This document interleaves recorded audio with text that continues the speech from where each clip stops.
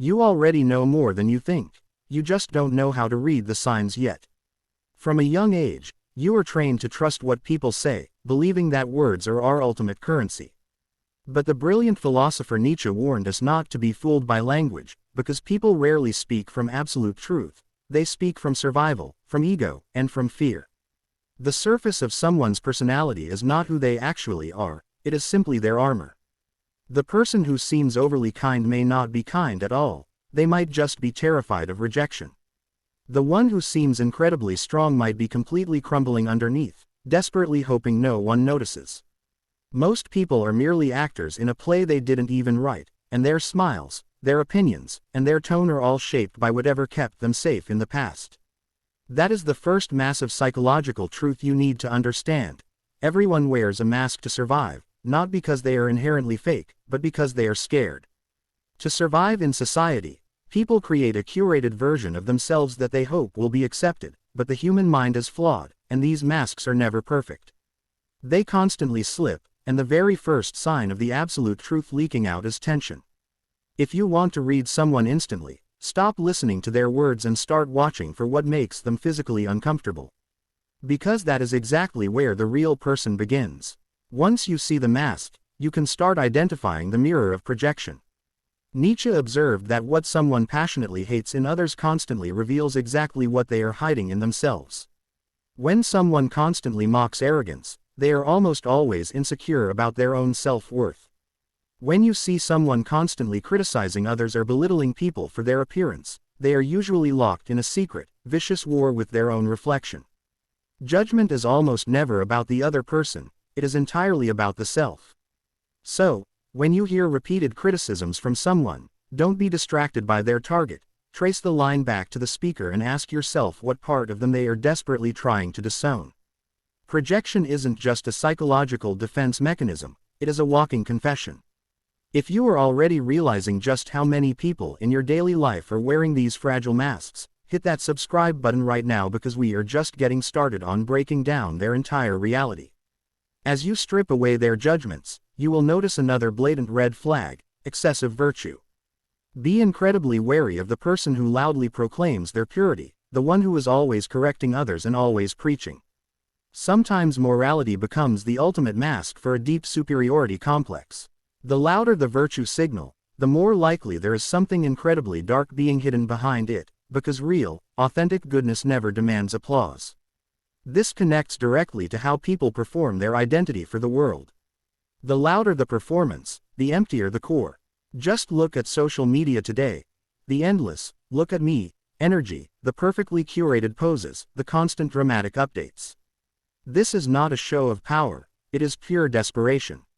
When someone is constantly performing, it is because they fundamentally do not believe they will be seen or loved without the extreme noise. A person who truly knows themselves doesn't need to be watched to feel real. They don't need to create unnecessary drama, and they certainly don't need to fake their absolute certainty, which is why you must always pay close attention to the way they exaggerate their feelings to drown out their own insecurities. People betray themselves through exaggeration every single day. The person who constantly tells you, "I don't care what anyone thinks," is usually the person who cares the most. The person who loudly claims, "I am always happy and positive," is almost certainly fighting massive inner turmoil. Exaggeration is a massive psychological tell. It is simply the ego grabbing a megaphone to try and silence a tremendous amount of internal doubt. Extremism in any direction is always a form of imbalance, never a sign of strength. When someone's statements sound way too absolute, do not believe the actual content, read the loud insecurity hiding underneath it. You have to ask yourself, what exactly are they trying to silence? Often, they are trying to silence a profound sense of inner chaos, which perfectly explains why some people are so obsessively controlling. We all seek a little bit of control in our jobs and routines, but those who seek control to the point of absolute obsession are terrified of what is happening inside their own minds. When the inner world is completely disordered and chaotic, the outer world must be managed obsessively just to keep them from breaking down. If someone micromanages every tiny detail and dominates people just to feel powerful, it's not because they are a strong leader, it's because they are terrified that the moment they let go, their entire existence will fall apart. The stricter the outer shell, the more fragile the inner self. And this fragility is exactly why nobody actually speaks from pure logic, they speak entirely from their pain. You might think people argue based on facts and reason, but underneath every logical argument is an emotional wound. When someone says, "I don't believe in love, it's just a fantasy," they are not stating a biological fact, they are desperately protecting a pain they never want to feel again. People form their entire worldview based on what broke them, and then they use logic to build a fortress around that trauma. Once you understand this, everything changes. You stop asking, "Why are they saying this to me?" And you start asking, "What are they so terrified of repeating?" Suddenly, their aggressive opinions aren't threats anymore, they are just shields. Their behavior is simply their biography. People don't change as much as they just repeat the roles they were forced to play in childhood, acting out the dynamics they never fully escaped. A person who was never heard becomes the adult who never listens. A person who was punished for expressing emotions becomes the cold, detached, hyper-logical robot. If you really want to read someone, don't just look at who they are right now, ask who they had to be in order to survive.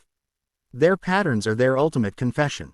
The person who ghosts you when things get too intimate, the person who works 80 hours a week to avoid sitting in stillness, the person who flirts with everyone but genuinely connects with absolutely no one, these are not random personality quirks. These are screaming confessions. They are silently telling you exactly how they protect themselves and exactly where they were hurt. If you learn to listen deeply to these invisible patterns instead of their empty words, you will hear the truth long before it is ever spoken. You will stop personalizing their toxic behavior, you will stop getting endlessly frustrated, and you will become completely unshakable. You are not just reading minds, you are reading the hidden scars that run the world. If this deep dive completely changed the way you look at human behavior and gave you the ultimate cheat code to reading people, you need to smash that like button right now to help the algorithm push this truth to someone who desperately needs to hear it.